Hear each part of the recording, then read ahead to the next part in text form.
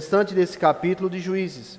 Juízes, capítulo de número 3, versículos de número 7 até o de número 31. Os irmãos encontraram? Vamos nós? Diz assim: os filhos de Israel fizeram o que era mal aos olhos do Senhor, e se esqueceram do Senhor, seu Deus. Renderam culto aos Baalins e ao poste da deusa Azerá. Então a ira do Senhor se acendeu contra Israel, e ele os entregou nas mãos de Cusã-Risataim, rei da Mesopotâmia. E os filhos de Israel serviram a Cusã-Risataim durante 8 anos.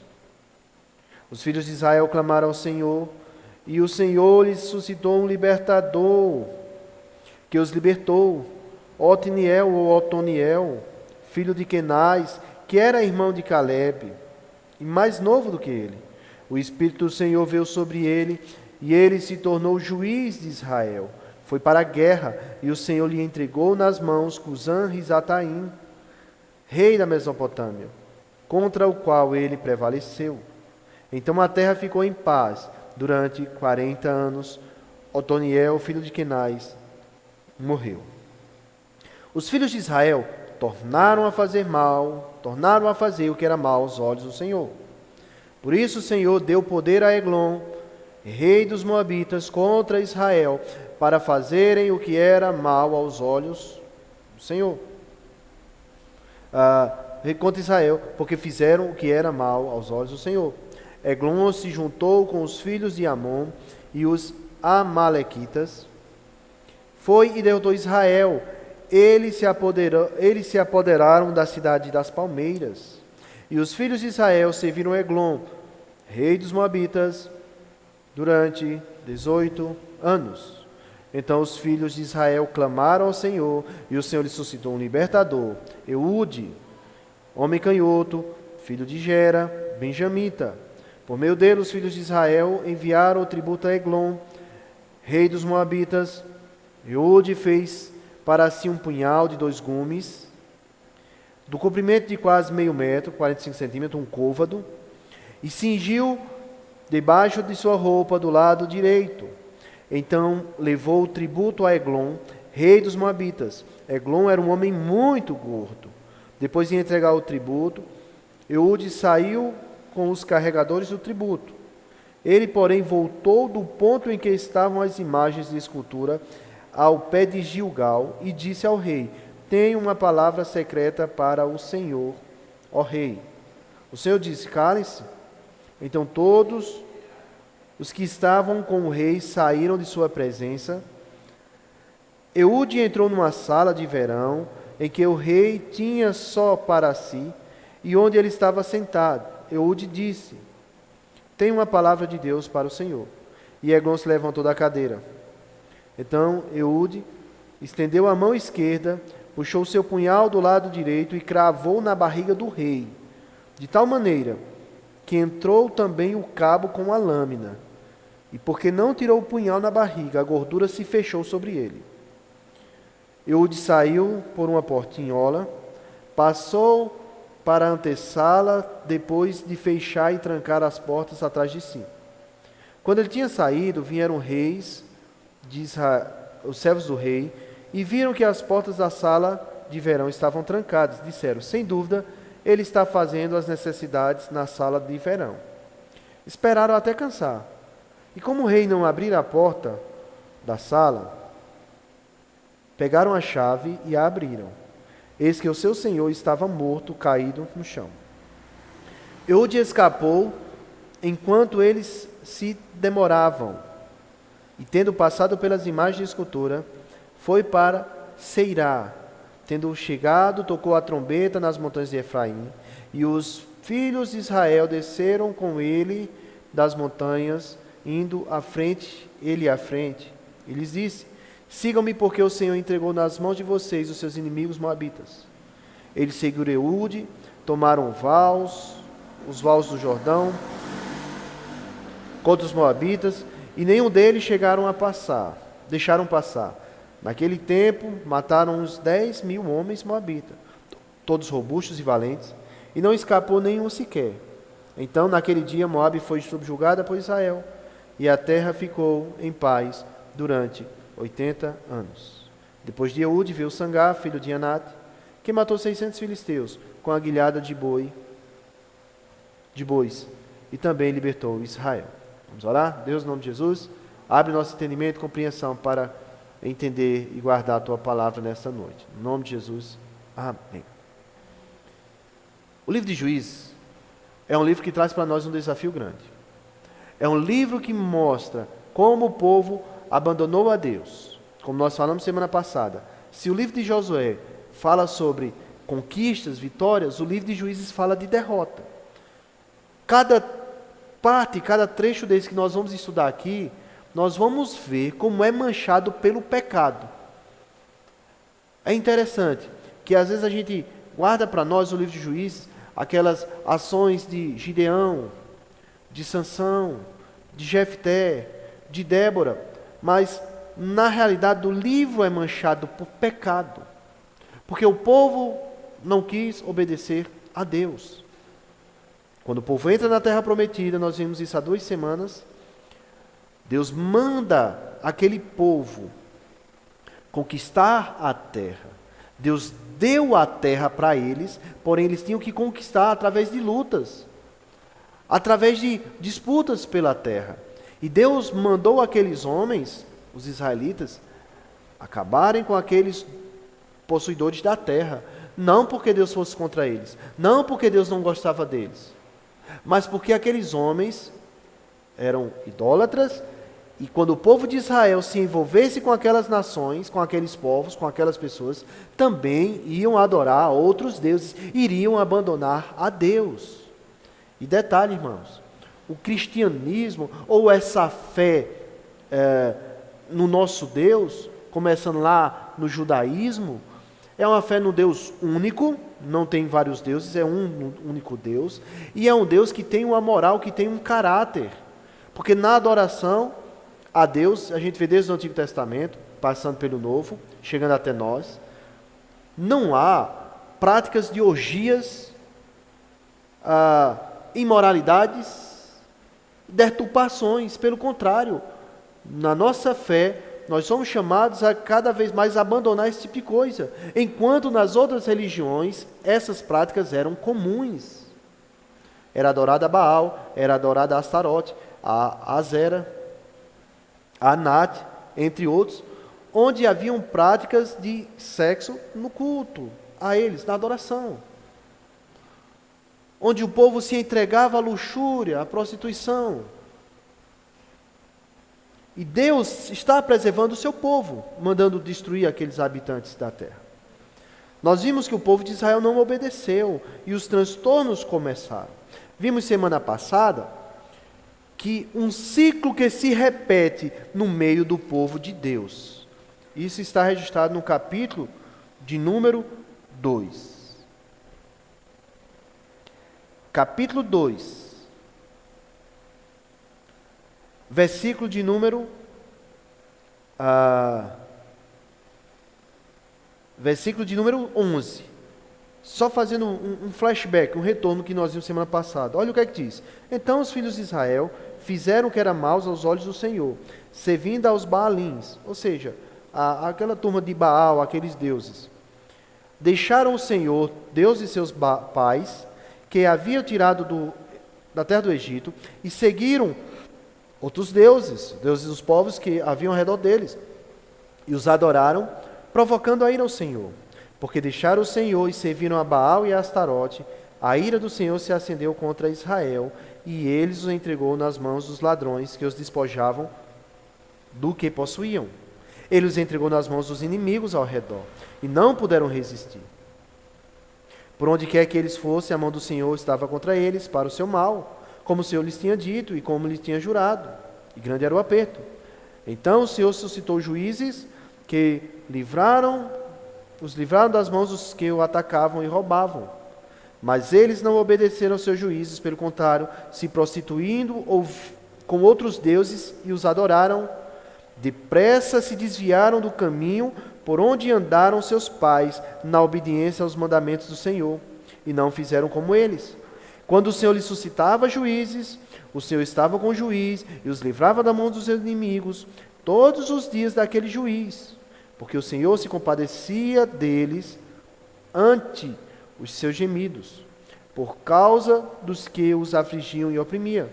Mas quando o juiz morria, eles voltavam a viver como antes e se tornavam piores do que os seus pais, seguindo outros deuses, servindo-os e adorando-os. Não abandonavam nenhuma das suas práticas, nem a sua obstinação.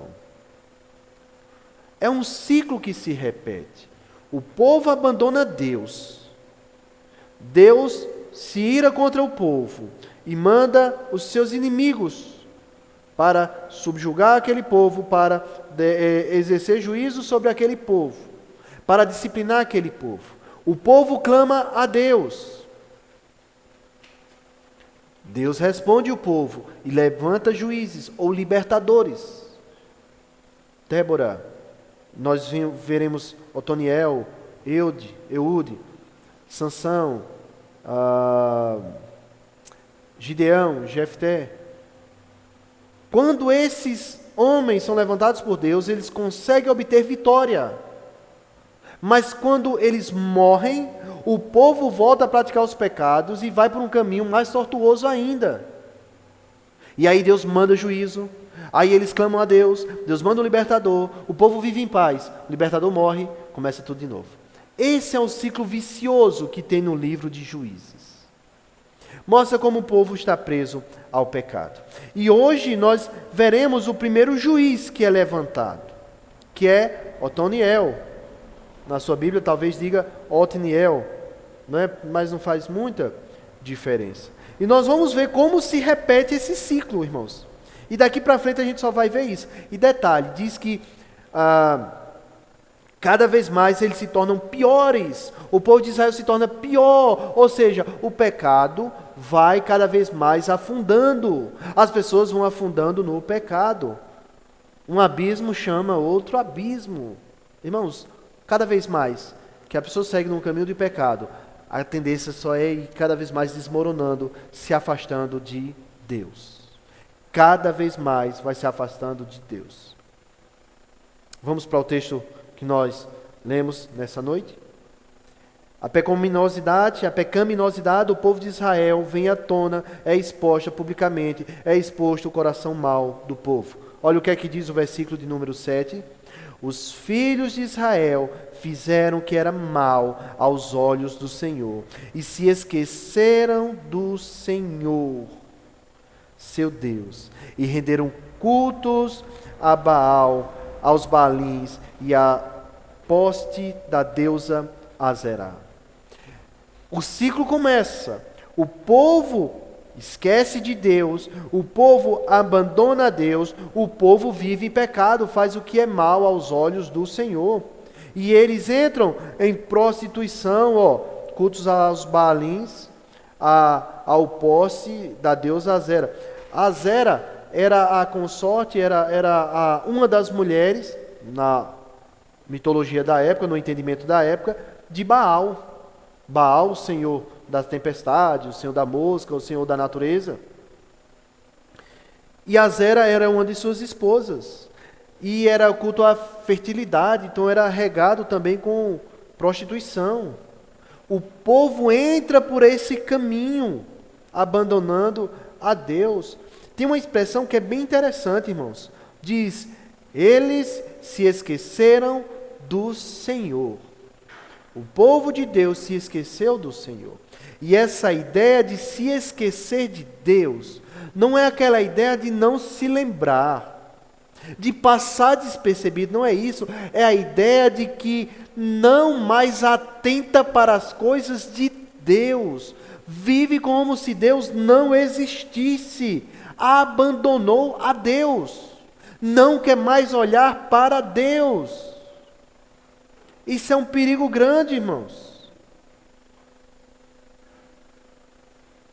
Sabe qual é o perigo? Sabe que isso a gente vai ver no final das aplicações, mas hoje eu posso dizer aqui, sabe o que pode acontecer disso? Isso pode acontecer no meio do povo de Deus? Como? E a gente está assistindo nesse momento de pandemia, é o povo de Deus não querer estar junto com o povo de Deus, ouvindo as coisas de Deus. A tendência é esquecer, abandonar, não atentar, não querer saber das coisas de Deus. A nossa natureza é má, irmão. Dificilmente a gente vai estar em casa e você vai ter aquele desejo. Caramba, eu tive um desejo tão grande de ler a Bíblia. Eu tive um desejo tão grande de orar. Pelo contrário. Você vai ter o desejo de não orar, de não ler a Bíblia, de não vir à casa de Deus. Esse é o que está no nosso coração. Esse é o desejo natural, irmãos. E se nós não atentarmos para isso, podemos cair, tropeçar igual aquele povo de Deus. Eles se esqueceram do Senhor. Irmãos, e a Bíblia, em geral, ela conta a história, os fatos do povo de Deus. Não é daquele que não quer saber de Deus, não é daquele que não conhecia Deus. É daqueles que estavam ligados a uma aliança com Deus. Eles não atentaram para Deus. A lei, aqui nós estamos no Antigo Testamento, eles tinham a lei de Moisés, os 5 primeiros livros. Eles tinham aquele conhecimento da lei do Senhor. A lei em Deuteronômio capítulo 4, versículo 9 diz, cuidado, apenas cuidado, muito cuidado, para que vocês nunca se esqueçam das coisas que os seus olhos viram. Conservem-nas na memória por toda a sua vida. Contem-na a seus filhos e aos seus netos. Fale dos feitos do Senhor. Mantenha viva essa chama de quem Deus fez, do que Deus fez, de quem Deus é, de quem é Deus. Não esquecer das coisas de Deus, irmãos. Aquele povo abandonou a Deus, fez o que era mal aos olhos do Senhor, se esqueceu de Deus. Irmãos, quando se esquece de Deus, quando se vive como se Deus não existe, tudo vai de mal a pior na vida do homem, né? Porque o homem perde o temor a Deus. Ele se entrega à prostituição, ele se entrega às orgias, ele se entrega às coisas, aos prazeres do mundo. Ele se entrega a si mesmo, à carne, ao mundo. E quais foram as consequências, irmãos? Irmãs, quais foram as consequências do pecado de Israel? Versículo 8. A gente está contando a história de pelo menos 2 juízes. E a história se repete. A gente leu a pecaminosidade aqui em Otoniel, né? Quando Deus levantou Otoniel. Daqui a pouco a gente vai ver também o fato se repetindo com Eude. Olha o que é que aconteceu. Qual a consequência do pecado? Versículo 8. Então a ira do Senhor se acendeu contra Israel. Ele os entregou nas mãos de Cusã-Risataim, rei da Mesopotâmia, e os filhos de Israel serviram a Cusã-Risataim durante 8 anos. Deus entregou o seu povo nas mãos do inimigo. Foi Deus, não foi o inimigo que venceu, não foi o inimigo que tocou na vida do povo de Israel, foi Deus que entregou. Queridos, isso traz uma lição para nós, um ensinamento. As coisas acontecem conosco porque Deus permite, está debaixo da permissão de Deus. Às vezes nós vemos alguns crentes com medo do diabo, ou com medo de um sapo com a boca costurada, ou com medo de catimbó. Sabe, irmãos? Irmãos, as coisas só acontecem na nossa vida se Deus permitir. Martinho Lutero dizia que o diabo é um cão na coleira do Senhor. Ele só vai até onde a corrente permite. Sabe, irmãos? Então é Deus quem cuida de nós. É Deus quem permite as coisas acontecerem. Deus permitiu que aquele rei lá daquela região de Arã ou da Mesopotâmia, chamado Cusã-Risataim, atacasse e afligisse o povo de Israel. Na minha tradução, diz entregou nas mãos daquele rei, Cusã-Risataim. A outra tradução, na tradução corrigida, revista e corrigida, ela usa o termo Deus vendeu o povo àquele rei. E essa ideia de vendeu é interessante, né? Como eles, como escravos, que Deus repassou eles àquele rei. Mas outros escritores do Antigo Testamento falam dessa linguagem vendeste, mas quem fez isso foi o povo, Deus entregando esse povo por causa dos seus próprios pecados. No Salmo de número 44, versículo 12, diz: vendeste o teu povo por uma ninharia, nada lucrando com sua venda. Como Deus deu ao inimigo. Isaías diz que não foi Deus quem mandou embora Israel, que vendeu de forma deliberada, mas foram os pecados do povo que fizeram isso acontecer. Então, quando Deus entrega aquele povo ao inimigo, está mostrando que foi resultado do pecado daquele povo. Não foi de forma deliberada, com prazer, satisfação, mas foi consequência daquilo que o povo fez. Isaías 52, versículo 3, ele diz: pois assim diz o Senhor, vocês foram vendidos por nada. Pecado daquele povo os entregou, mas dá uma esperança, ele diz: e sem dinheiro vocês serão resgatados. Isaías já aponta para uma esperança, que eles vão ser resgatados. Deus entregou aquele povo, aquele homem, Cusã-Risataim, esse rei da Mesopotâmia ou daquela região de Arã. E esse nome Cusã-Risataim dá a ideia de que Cusã é duplamente mau ou perverso. É como se isso fosse um título, um codinome, um apelido, um vulgo dado a esse rei.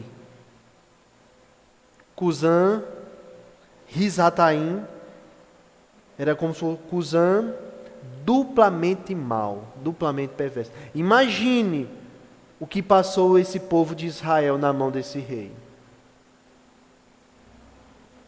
O sofrimento foi grande. 8 anos de sofrimento, de opressão. O povo cai em si. 8 anos sofrendo. O povo olha para Deus.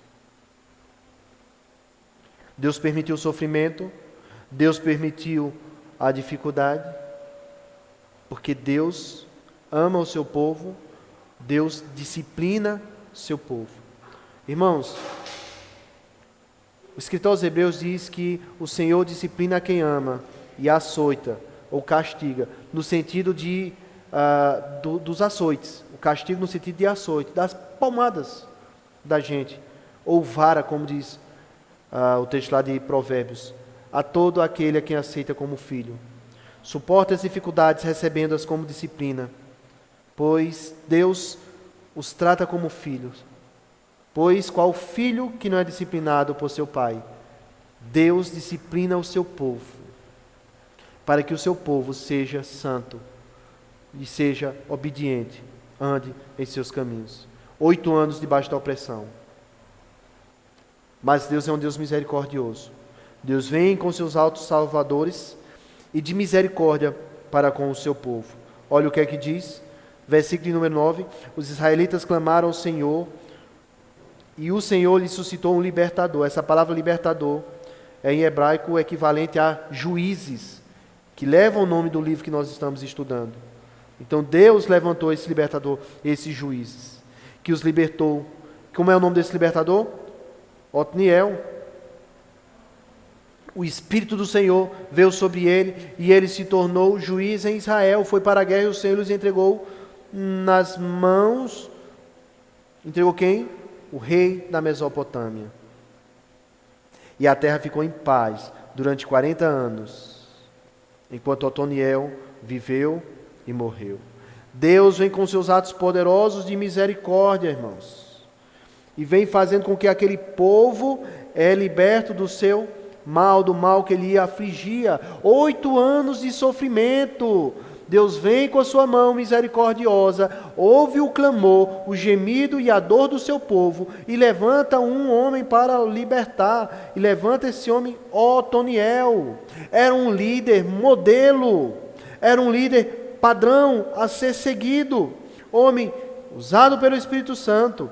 E quando o Espírito Santo vem sobre ele, a ideia aqui é que o Espírito Santo o capacita para uma obra que o tinha escolhido, que no caso era libertar o povo de Israel.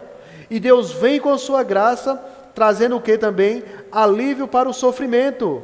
Agora são 40 anos de paz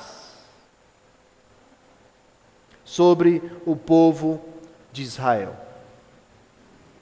Deus na sua misericórdia, imagine só, o povo andou nos caminhos do Senhor, fez o que não devia, foi punido, foi disciplinado, o povo chorou, clamou, Deus levantou um libertador, Deus abençoou o povo e lhe trouxe paz. Lembra do ciclo, qual é? Apostasia, abandono, juízo de Deus, punição, o povo clama, Deus manda o libertador, o povo tem um alívio, e depois o povo faz o quê? Esquece de Deus. Olha o que diz o versículo de número 12. Os filhos de Israel tornaram a fazer mal, fazer o que era mal aos olhos do Senhor. Por isso o Senhor deu poder a Eglon, rei dos Moabitas, contra Israel, porque fizeram o que era mal aos olhos do Senhor. Volta a fazer a mesma coisa. Volta a andar nos caminhos longe de Deus. E Deus entrega aquele povo a um rei. Agora, olha, o pecado é mau, gente. O pecado começa a denegrir um homem. Preste atenção. Quando uma pessoa anda nos caminhos do Senhor, prova das coisas do céu, participa das bênçãos, é abençoado no meio do povo de Deus e sai, dificilmente a gente vê ele sendo aquela boa pessoa que era antes, ou vivendo uma vida recatada, tranquila. Geralmente a gente vê ele se afundando no pecado, né? Sendo bem mais, praticando bem mais coisas do que praticava antes de conhecer a Cristo, né? Se afunda mais ainda no pecado. É uma consequência. O povo de Israel entrou mais uma vez na onda do esquecimento de Deus.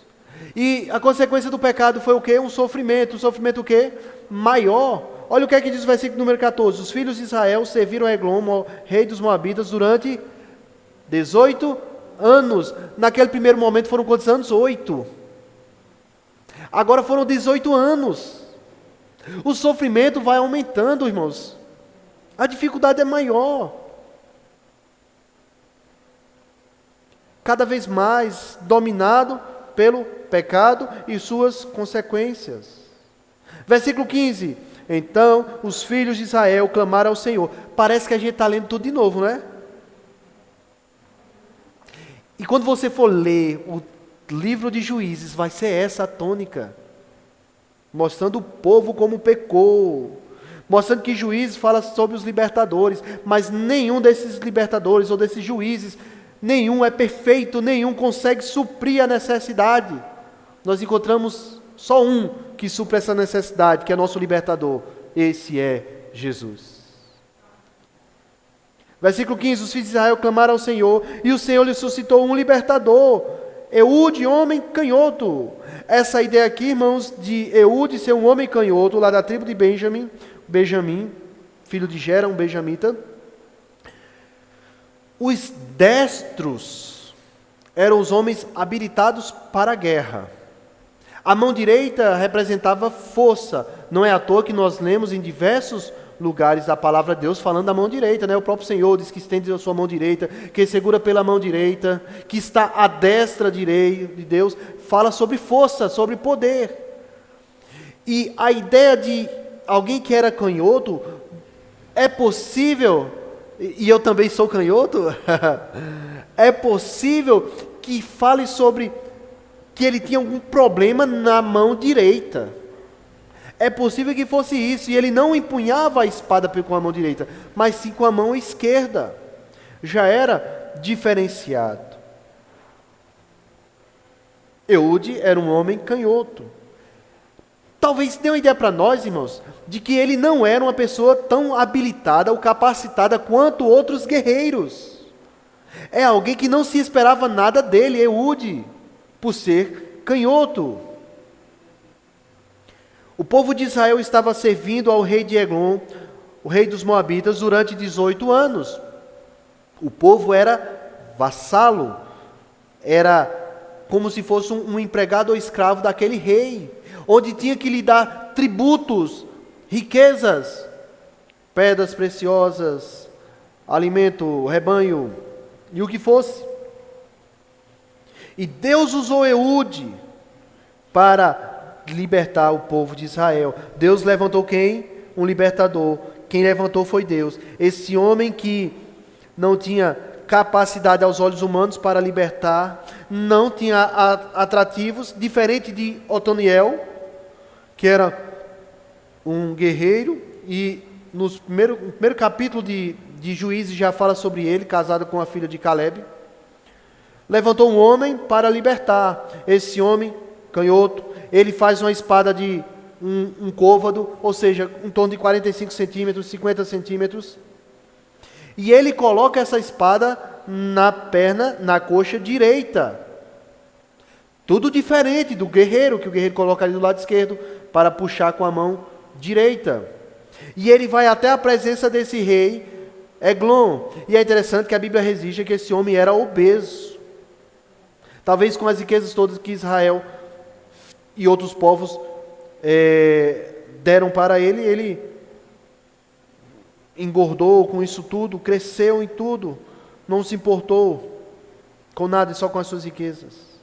E Eude vai até ele, diz o texto bíblico que ele leva os tributos, é recebido, e quando já vai saindo, diz que tem uma mensagem de Deus para aquele homem. Gente, nós estamos falando aqui no período de guerra, que Israel tinha que conquistar a terra. Você vê que aqui ele usa uma estratégia de guerra para poder vencer aquele rei. E aquele rei recepciona Eude e vai até os seus aposentos com Eude. Mais uma prova, irmãos, que as pessoas confiaram em Eude.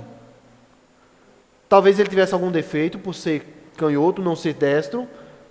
Isso fez com que as pessoas não olhassem ele como alguém forte e alguém capaz de matar o rei. E permite com que ele fique sozinho perante o rei. Subestimaram Eude. Ele não tinha atrativos para fazer com que a guarda ficasse atento a ele. Não revistar Eude e deixa ele ir à presença do rei. E ele vai até um lugar onde o rei está sozinho. E diz: olha, rei, eu tenho uma mensagem de Deus para o Senhor. E o que é que ele faz? Ele saca do seu punhal, na sua coxa direita, na sua perna direita, e crava-lhe, enfia-lhe na barriga, no estômago do rei Eglon. 45 centímetros, entra todinho até o punho. A ideia aqui, queridas, que entrou na barriga, é que atravessou o seu intestino e fez aquilo tudo sair, ao ponto de cheirar mal, sabe, até suas fezes esparramarem ou derramarem. Porque quando Eude sai da presença do rei, por uma portinhola, as pessoas pensam que o rei está fazendo suas necessidades fisiológicas, pelo mau cheiro. E aquele homem é morto, é derrotado, porque Deus levantou Eude. No versículo de número 30 diz: naquele dia Moabe foi subjugado por Israel, e a terra ficou em paz durante 80 anos. O povo faz o que é mal, o povo se quebranta, 18 anos agora, sofrendo. Cai em si. Lembra do filho pródigo? Na casa do meu pai, os trabalhadores são tratados bem, e eu aqui querendo comer comida de porcos. Vou voltar para o meu pai e vou dizer: Pai, pequei contra os céus, pequei contra ti, não sou digno de ser chamado teu filho, me recebe pelo menos como meu empregado. O povo se volta para Deus, 18 anos de sofrimento, e clama. E a Bíblia diz: sacrifícios que agradam a Deus são um espírito quebrantado, um coração quebrantado e contrito, Deus não despreza. O Senhor está perto dos que têm o coração quebrantado e salvos de espírito abatido. E em Isaías 61 diz: o Espírito soberano, Senhor, sobre mim, porque o Senhor me ungiu para pregar boas novas aos pobres e enviou-me para curar os que estão com o coração quebrantado. Deus traz cura e manda o libertador. O libertador liberta o povo e traz refrigério. A gente viu que o primeiro momento com Otaniel foram 40 anos de refrigério. E agora com Eude são 80 anos. Isso também traz uma ideia para nós, né, irmão? Se o sofrimento é grande, com Deus, debaixo da graça de Deus, o alívio é bem maior. Isso lembra do Salmo 23, né? Refrigera a minha alma. Deus trouxe refrigério para o povo.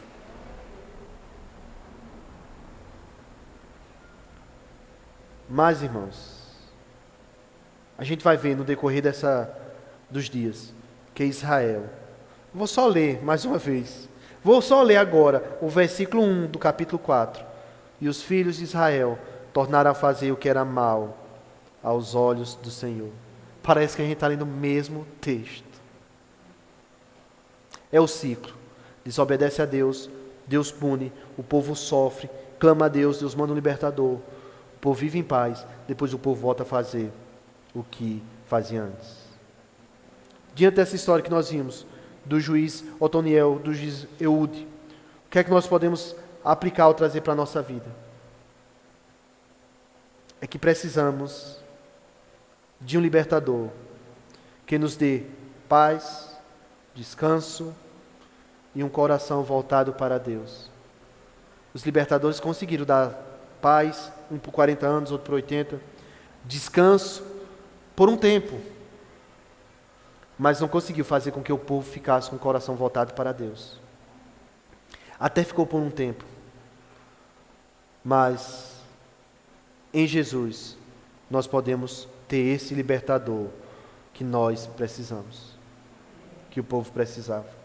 Ele pode nos dar paz e descanso e um coração voltado para Ele, para abandonarmos o mal.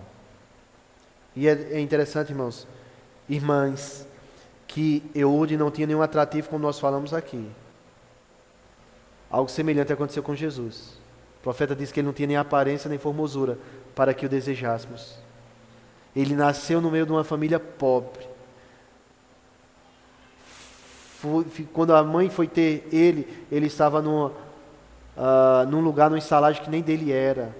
Foi colocado num lugar para animais. Quando morreu, foi sepultado num sepulcro que nem dele era. Viveu entre prostitutas, publicanos, pessoas que eram desprezadas na sociedade. Quando foi morto, foi colocado entre malfeitosos, ladrões.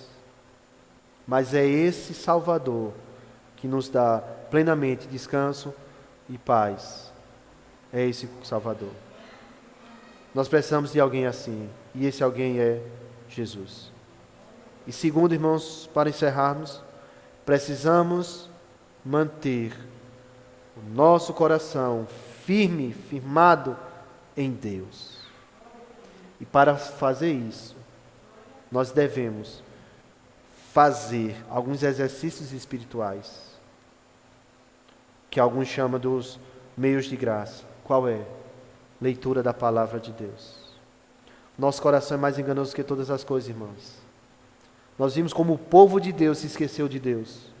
E nós não podemos seguir esse caminho, esse exemplo. Precisamos meditar na palavra do Senhor, ler essa palavra. Essa palavra que nos trouxe vida, ela é que é alimento para nós.